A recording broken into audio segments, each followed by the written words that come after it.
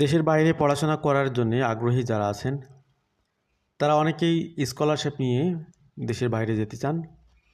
বিভিন্ন দেশে বিভিন্ন ধরনের স্কলারশিপ সুযোগ সুবিধা থাকে, কম আর বেশি। আজকে আমরা মূলত কানাডার স্কলারশিপ, বার্সারি এবং ব্যক্তিগত লোন এই বিষয়গুলো নিয়ে আপনাদের সামনে তথ্য খোলাসা করব ইনশাল্লাহ। অনেকেই আমাদেরকে নক দেন স্কলারশিপে অ্যারেঞ্জ করে দেওয়া যাবে কি না। আমরা সবসময় বলি যে এটা আপনি থার্ড পার্টি হিসেবে কারো হেল্প না নিয়ে আপনি নিজেই ট্রাই করুন নিজের জায়গা থেকে। আর আপনার একাডেমিক রেজাল্ট, ল্যাঙ্গুয়েজ টেস্টের বেটার অ্যাচিভমেন্ট এগুলোর বদৌলতে যেগুলো আপনি পাবেন সেগুলো অটোমেটিক্যালি পেয়ে যাবেন অ্যাপ্লিকেশন করার সাথে সাথে।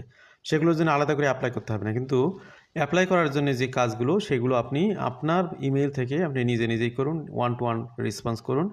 এবং এখানে কানাডাতে স্কলারশিপ পাওয়াটা খুব ইজি তা কিন্তু না, কম্পারেটিভলি একটু কঠিন।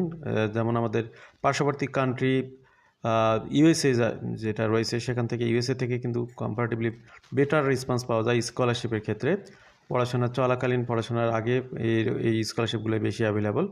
তো কানাডাতে খুব বেশি পাওয়া যায় তা কিন্তু না, ব্যাচেলারে বলা চলে কম, কিন্তু অনেকেই স্কলারশিপ পান আমরা প্র্যাকটিক্যালি দেখেছি। বিশেষ করে যাদের এক্সট্রা কারিকুলার অ্যাক্টিভিটিস থাকে, ল্যাঙ্গুয়েজ টেস্টের রেজাল্ট ভালো, একাডেমিক অ্যাচিভমেন্ট ভালো, এই ধরনের প্রোফাইল যাদের, তাদের কিন্তু অনেকে স্কলারশিপ পান। ফুল ফ্রি স্কলারশিপ খুব কমই পাওয়া যায়, অনেকে 50% পান, অনেকে দেখা গেলো যে একটা বছরের টিউশন ফি হয়তো বা স্কলারশিপ হিসেবে পেলেন। তো 5,000, 10,000, 15,000, 50,000, $1,00,000 পর্যন্ত স্কলারশিপ পাওয়া স্টুডেন্ট আমরা দেখেছি।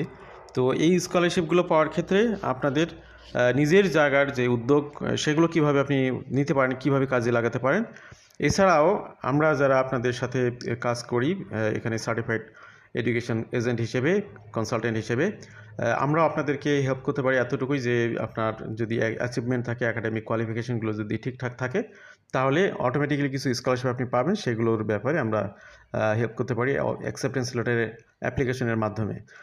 এছাড়াও এখানে দেখা গেল স্টুডেন্টদের জন্য লোনের কিছু বিষয় থাকে, সেক্ষেত্রেও কিছু সহযোগিতার বিষয় থাকে, সেটা হতে পারে, তবে লোনের বিষয়গুলো অ্যাভয়েড করতে পারাটাই ভালো এই আর কি। তারপর সব কিছু মিলে আমরা কথা বলবো ইনশাল্লাহ। তো কানাডা এবং কানাডার বাইরে থেকে যারা আজকের আলোচনা শুনছেন সবাইকে আবার স্বাগত জানাচ্ছি।